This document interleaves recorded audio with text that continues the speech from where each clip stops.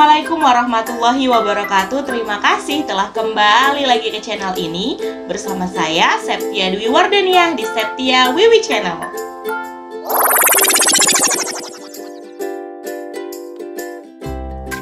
Sebelum mulai, tentu saja kita harus berdoa terlebih dahulu, memohon agar proses pembelajaran kita dapat berjalan dengan lancar.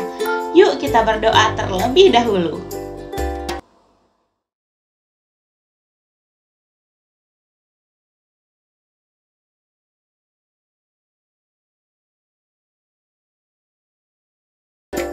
Sebagai seseorang yang beriman kepada Allah Subhanahu wa Ta'ala, tentu telah menjadi kewajiban bagi kita untuk meyakini dan mempercayai bahwa Allah Subhanahu wa Ta'ala telah mengutus para nabi dan rasulnya untuk membimbing manusia dari kegelapan menuju cahaya kebenaran.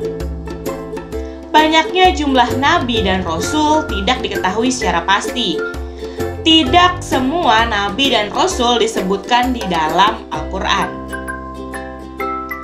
Sebagai umat yang beriman kepada nabi dan rasul, sudah sepatutnya lah kita mengetahui nama-nama dari 25 nabi dan rasul yang telah disebutkan di dalam kitab suci Al-Quran. Pada setiap umat, pasti ada seorang rasul yang harus diikuti ajarannya dan diteladani jejaknya. Salah satu ayat Al-Quran yang menyebutkan tentang rukun iman adalah Quran Surah Al-Baqarah, surah kedua, ayat 285 berikut.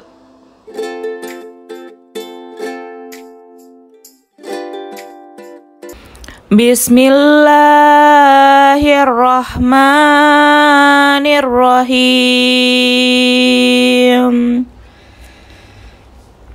Amanar rasulu bima unzila ilaihi mir rabbihi wal mu'minun. Kullun amana billahi wa malaikatihi wa kutubihi wa rusulihi la nufarriqu baina ahadim mir rusulih wa qalu sami'na wa ata'na ghufranaka rabbana wa ilaikal masir. Dengan menyebut nama Allah yang Maha Pengasih lagi Maha Penyayang. Rasul Muhammad beriman kepada apa yang diturunkan kepadanya, Al-Quran dari Tuhannya, demikian pula orang-orang yang beriman.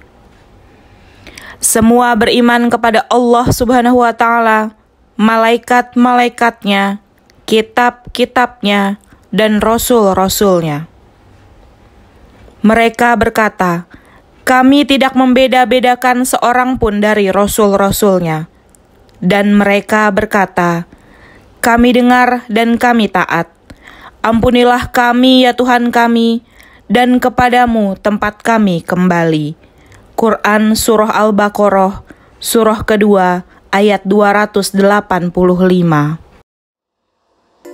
Setelah mendengarkan pembacaannya, sekarang giliran kamu untuk membacakannya kembali.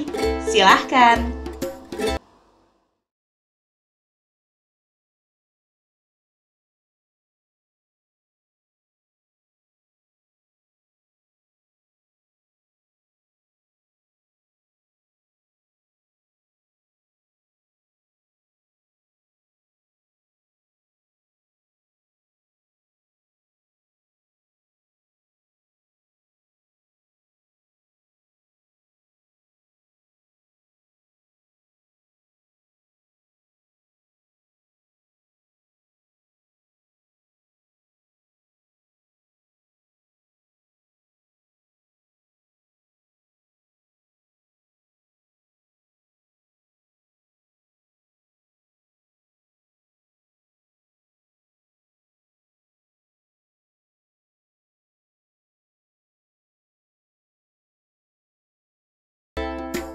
Nah, sebelum kita terlalu jauh membahas materi pembelajaran kita, ada baiknya nih kita ketahui dulu kompetensi dasar dan tujuan pembelajaran.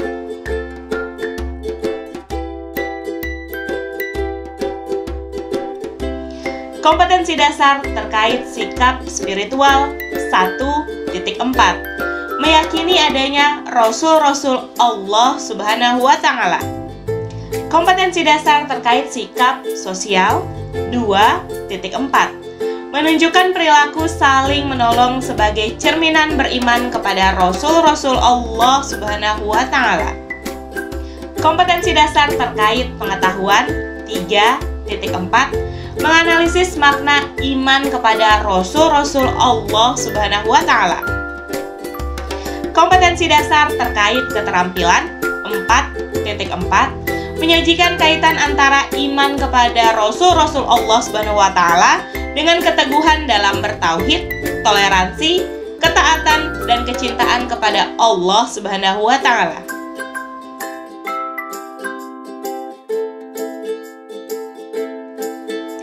Tujuan pembelajaran pada materi kali ini adalah peserta didik diharapkan mampu untuk meyakini adanya Rasul-Rasul Allah Subhanahu wa Ta'ala serta menganalisis makna dan menyajikan kaitan antara iman kepada Rasul-Rasul Allah Subhanahu wa Ta'ala dengan keteguhan dalam bertauhid, toleransi, ketaatan, dan kecintaan kepada Allah Subhanahu wa Ta'ala.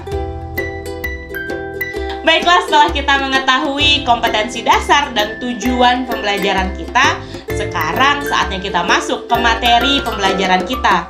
Jangan lupa, siapkan buku catatan dan alat tulismu. Selalu catat hal-hal penting di dalam materi pembelajaran kita.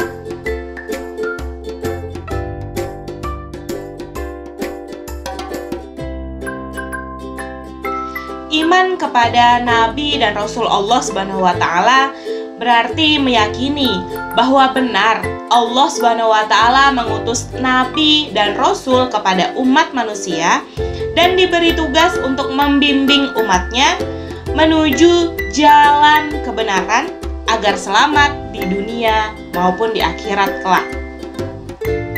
Terdapat perbedaan antara Nabi dan Rasul, di mana Nabi merupakan manusia pilihan Allah Subhanahu wa Ta'ala yang ketika diberikan wahyu oleh Allah Subhanahu wa Ta'ala, wahyu tersebut hanya untuk dirinya sendiri dan tidak memiliki kewajiban untuk menyampaikannya kepada umat manusia. Berbeda dengan Nabi, Rasul juga merupakan manusia pilihan yang memiliki kewajiban untuk menyampaikan wahyu yang diterimanya kepada umat manusia. Firman-firman Allah Subhanahu wa Ta'ala yang diterima oleh Rasul wajib untuk disampaikan kepada umat manusia agar dapat menjadi pedoman hidup. Setelah kita mampu membedakan antara Nabi dan Rasul, lalu bagaimana dengan jumlah Nabi maupun Rasul? Terdapat perbedaan riwayat terkait jumlah pasti Nabi dan Rasul. Imam Ahmad meriwayatkan sebuah hadis dari Abi Dzar radhiyallahu anhu bahwa Rasulullah SAW ketika ditanya mengenai jumlah para nabi, beliau menjawab, jumlah para nabi itu adalah 124.000 nabi, sedangkan jumlah Rasul 315. Sementara At-Tirmidzi meriwayatkan sebuah hadis dari Abi Dzar radhiyallahu anhu juga menjelaskan bahwa Rasulullah SAW menjawab jumlah para nabi itu adalah 124.000 nabi, sedangkan jumlah Rasul 312. Di antara seluruh nabi dan rasul terdapat beberapa rasul yang mendapatkan gelar Ulul Azmi. Ulul Azmi adalah gelar yang diberikan kepada rasul yang memiliki ketabahan dan kesabaran yang luar biasa dalam menjalankan tugas yang suci. Jumlah rasul yang mendapatkan gelar Ulul Azmi ada 5, yaitu Nabi Nuh alaihi salam, Nabi Ibrahim alaihi salam, Nabi Musa alaihi salam, Nabi Isa alaihi salam, dan Nabi Muhammad sallallahu alaihi wasallam. Beriman kepada Nabi dan Rasul merupakan kewajiban hakiki bagi seorang Muslim, karena beriman kepada Nabi dan Rasul merupakan bagian dari rukun iman yang tidak dapat ditinggalkan.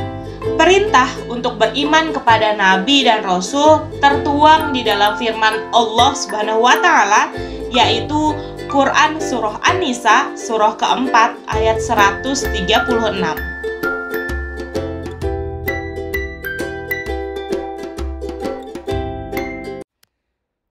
Bismillahirrahmanirrahim. Ya ayyuhalladzina amanu aminu billahi wa rasulihi wal kitabil nazzala ala rasulihi wal kitabil ladzi anzala min qabl. Wa may yakfur billahi wa malaikatihi wa kutubihi wa rusulihi wal yawmil akhir faqad dhalla dhalalan ba'ida. Dengan menyebut nama Allah yang Maha Pengasih lagi Maha Penyayang. Wahai orang-orang yang beriman, tetaplah beriman kepada Allah Subhanahu wa Ta'ala dan Rasul-Nya Muhammad, dan kepada kitab Al-Quran yang diturunkan kepada Rasul-Nya, serta kitab yang diturunkan sebelumnya. Barang siapa ingkar kepada Allah Subhanahu wa Ta'ala, malaikat-malaikatnya, kitab-kitabnya, rasul-rasulnya, dan hari kemudian, maka sungguh orang itu telah tersesat sangat jauh. Quran Surah An-Nisa, surah keempat, ayat 136. Setelah mendengarkan pembacaannya, sekarang giliran kamu untuk membacakannya kembali. Silahkan.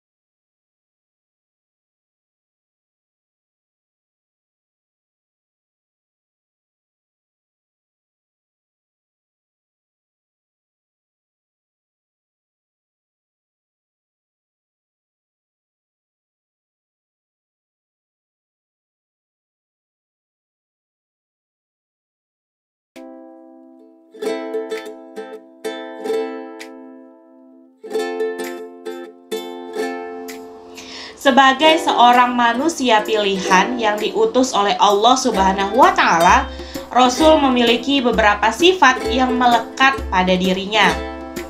Sifat-sifat ini sebagai bukti kebenaran seorang Rasul. Terdapat sifat wajib, sifat mustahil, dan sifat jaiz. Apa maksudnya? Langsung saja kita bahas bersama.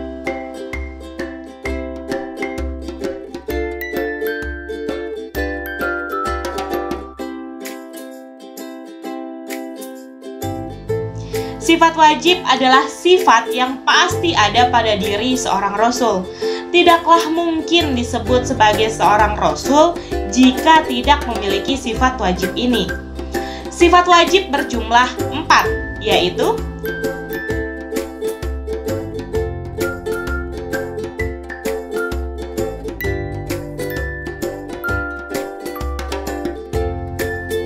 sifat wajib pertama adalah asidik, yaitu Rasul selalu benar.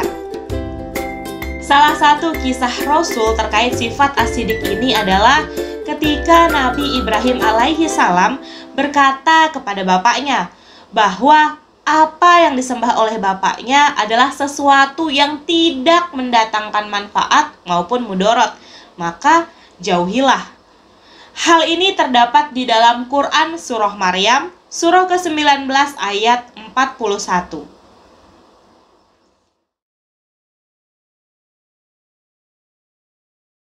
Bismillahirrahmanirrahim. Wazkur fil kitabi Ibrahim.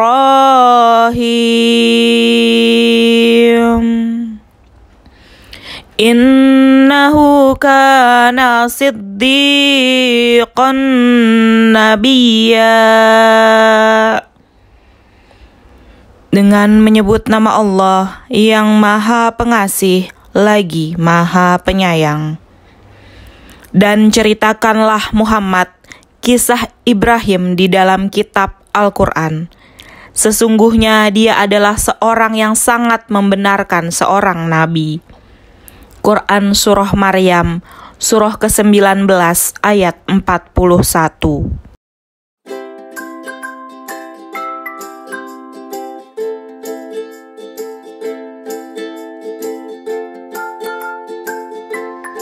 Sifat wajib kedua adalah al-amanah, yaitu Rasul selalu dapat dipercaya. Salah satu kisah Rasul terkait sifat al-amanah ini adalah ketika kaum Nabi Nuh alaihi salam mendustakan apa yang dibawa oleh Nabi Nuh alaihi salam. Maka pada saat itu Allah Subhanahu wa Ta'ala pun menegaskan bahwa Nabi Nuh alaihi salam adalah orang yang dapat dipercaya. Hal ini ditegaskan di dalam Quran Surah Asy-Syu'ara, surah ke-26 ayat 106 dan 107.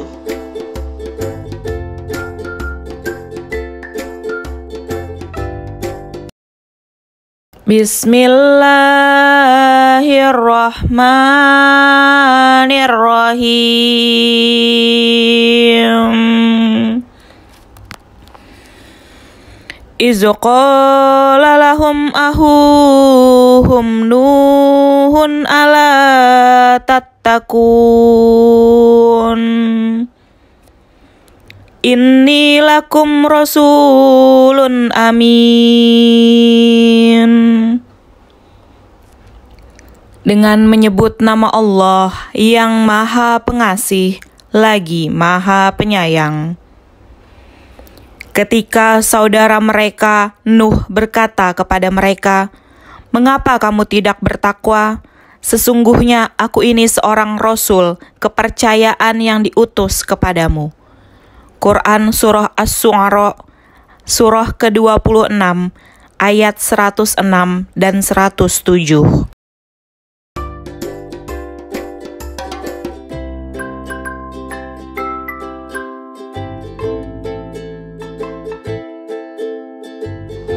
Sifat wajib yang ketiga adalah at-tabligh, yaitu Rasul selalu menyampaikan wahyu yang diterimanya. Hal ini dapat dibuktikan dengan tidak ada satupun ayat Al-Quran yang disembunyikan atau tidak disampaikan oleh Nabi Muhammad SAW kepada umatnya. Dalam sebuah riwayat diceritakan bahwa Ali bin Abi Thalib ditanya tentang wahyu yang tidak terdapat di dalam Al-Quran. Ali pun menegaskan bahwa demi zat yang membelah biji dan melepas nafas, tiada yang disembunyikan kecuali pemahaman seseorang terhadap Al-Quran. Hal ini terdapat di dalam Quran Surah Al-Maidah, surah ke-5, ayat 67.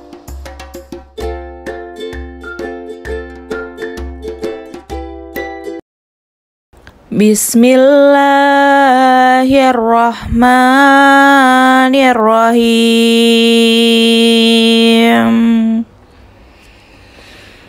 Ya ayyuhar rasulu baligh ma unzila ilaika mir rabbik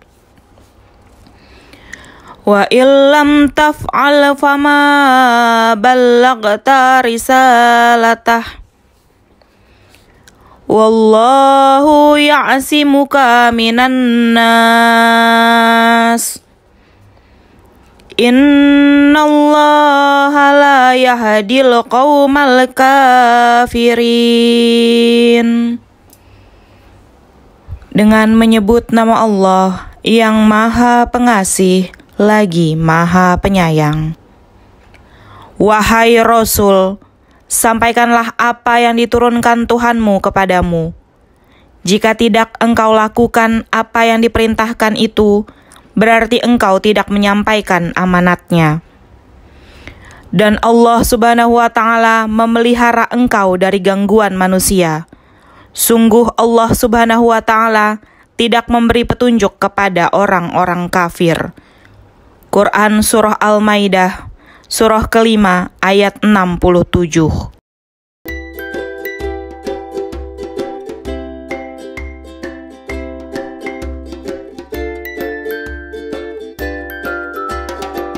Sifat wajib yang keempat adalah al-fatonah, cerdas, yaitu Rasul memiliki tingkat kecerdasan yang tinggi.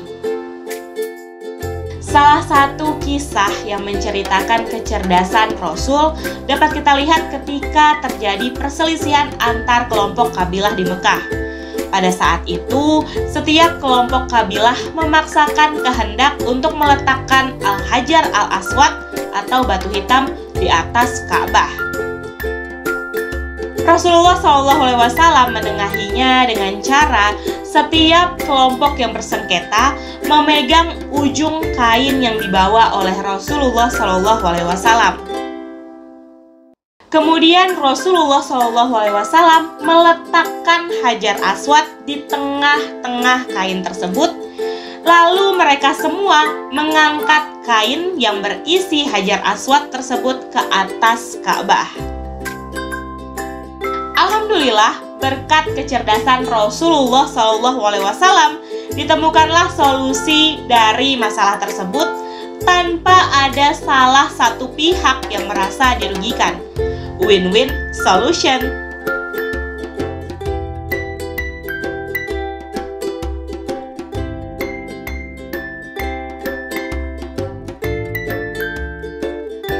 Selain memiliki sifat wajib yang pasti selalu ada pada diri seorang Rasul, juga terdapat sifat mustahil yang tidak mungkin ada pada diri seorang Rasul. Sifat mustahil ini merupakan lawan dari sifat wajib yang berjumlah 4 sifat juga, yaitu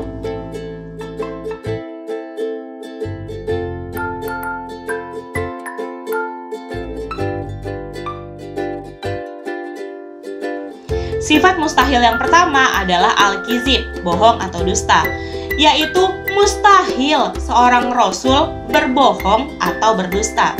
Semua perkataan Rasul tidak ada yang bohong dan dusta.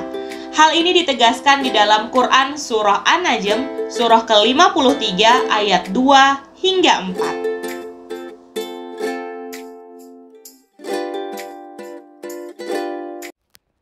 Bismillahirrahmanirrahim. Ma dhalla sahibukum wa ma ghawa wa ma yantiqu 'anil hawa in huwa illa wahyu yuha. Dengan menyebut nama Allah yang Maha Pengasih lagi Maha Penyayang. Kawanmu Muhammad tidak sesat dan tidak pula keliru, dan tidaklah yang diucapkan itu Al-Quran menurut keinginannya. Tidak lain Al-Quran adalah wahyu yang diwahyukan kepadanya. Quran Surah An-Najm, Surah ke-53, ayat 2 hingga 4.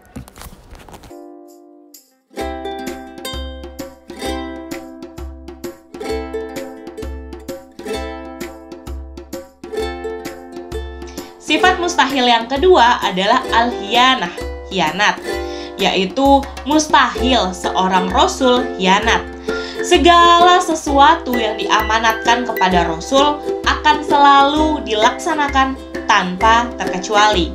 Hal ini ditegaskan di dalam Quran surah Al-An'am, surah ke-6 ayat 106.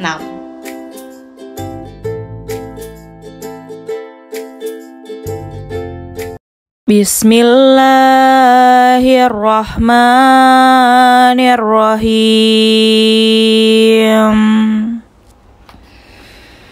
Ittabi' ma uhiya ilaika mir rabbika la ilaha illahu wa a'rid 'anil musyrikin.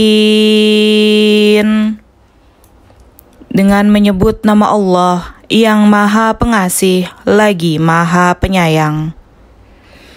Ikutilah apa yang telah diwahyukan kepadamu Muhammad.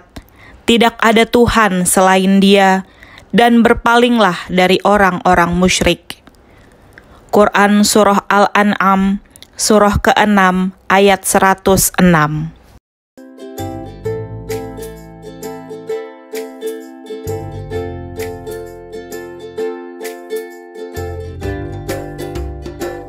Sifat mustahil yang ketiga adalah al-kitman, menyembunyikan, yaitu mustahil seorang rasul menyembunyikan kebenaran. Setiap firman Allah Subhanahu wa Ta'ala, setiap wahyu dari Allah Subhanahu wa Ta'ala yang diterima oleh rasul akan selalu disampaikan kepada umatnya. Hal ini ditegaskan di dalam Quran surah Al-An'am, surah ke-6 ayat 50.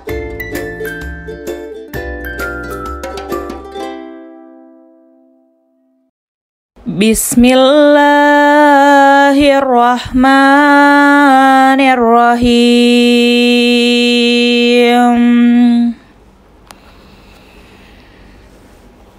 Qul la aqulu lakum 'indi khazainullahi wa la a'lamul ghaiba wa la aqulu lakum inni malak.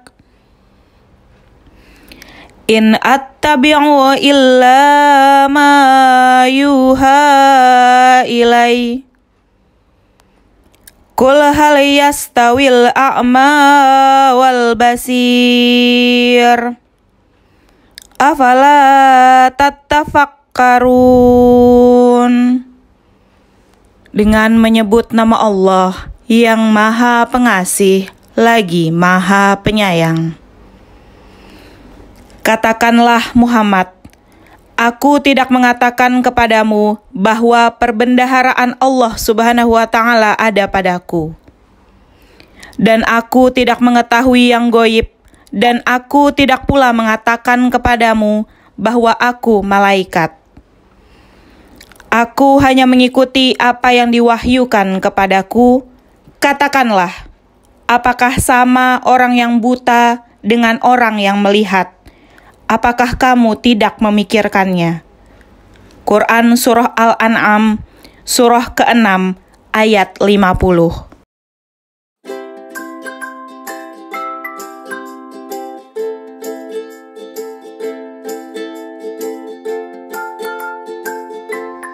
Sifat mustahil yang keempat adalah al-baladah, bodoh, yaitu mustahil seorang rasul adalah orang yang bodoh. Meskipun dikatakan bahwa Rasulullah SAW itu ummi, tidak dapat membaca dan tidak dapat menulis, tetapi riwayat selalu menceritakan betapa pandai dan cerdasnya Rasulullah SAW. Hal ini ditegaskan di dalam Quran surah Al-A'raf, surah ke-7 ayat 199.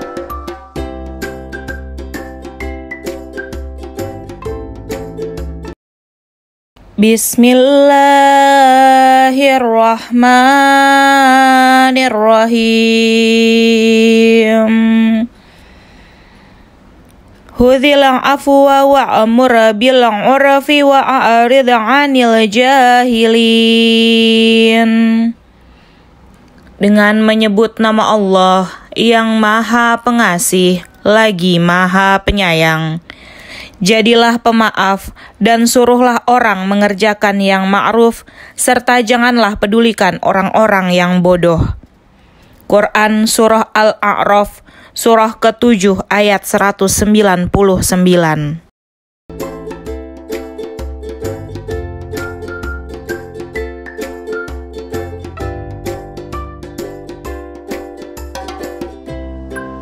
Selain memiliki sifat wajib dan juga lawannya sifat mustahil, Rasul juga memiliki sifat jaiz. Akan tetapi, sifat jaiz bagi Rasul sangat berbeda dengan sifat jaiz bagi Allah Subhanahu wa Ta'ala. Sifat jaiz bagi Rasul adalah sifat kemanusiaan, yaitu al-ardul basyariyah. Artinya, Rasul juga memiliki sifat sebagaimana manusia biasa. Rasul juga akan merasakan lapar, haus, sakit, butuh tidur, senang, sedih, berkeluarga, dan sebagainya.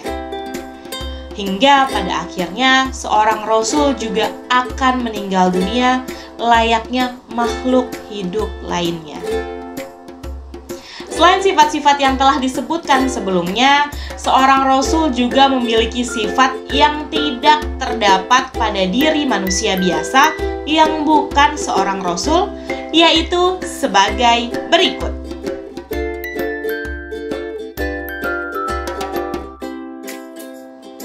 Pertama, Ismatur Rasul, yaitu orang yang maksum, terlindung dari dosa dan salah dalam kemampuan pemahaman agama, ketaatan, dan menyampaikan wahyu dari Allah Subhanahu wa Ta'ala.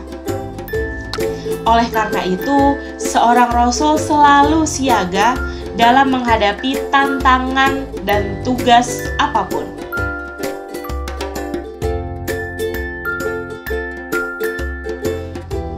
Yang kedua, iltizamur Rasul adalah orang-orang yang selalu komitmen dengan apapun yang mereka ajarkan. Mereka bekerja dan berdakwah sesuai dengan arahan dan perintah Allah Subhanahu wa Ta'ala.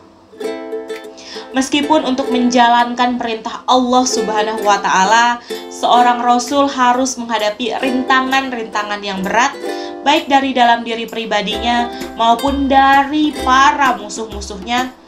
Rasul tidak pernah sejengkal pun menghindar atau mundur dari perintah Allah Subhanahu wa Ta'ala. Oke, itulah tadi rangkaian pembahasan kita terkait pengertian iman kepada Nabi dan Rasul, sifat wajib, sifat mustahil, dan sifat jaiz. Pada video selanjutnya kita akan membahas nama 25 Nabi dan Rasul, tugas, hikmah, dan penerapan perilaku mulia. Jika ada pertanyaan, boleh kamu tuliskan di kolom komentar di bawah. Jika ada kritik dan saran, juga boleh kamu tuliskan di kolom komentar di bawah. Jangan lupa untuk like video ini dan share ke teman-temanmu. Jangan lupa pula untuk subscribe channel ini dan klik icon loncengnya agar kamu tahu ketika ada video-video baru yang diupload melalui channel ini. Kamu juga boleh untuk follow Instagram dan Twitter saya @septiawiwi. Mohon maaf apabila terdapat kekurangan dan kesalahan di dalam video kali ini. Semoga bermanfaat. Terima kasih. Sampai jumpa. Wabillahi taufik wal hidayah. Assalamualaikum warahmatullahi wabarakatuh.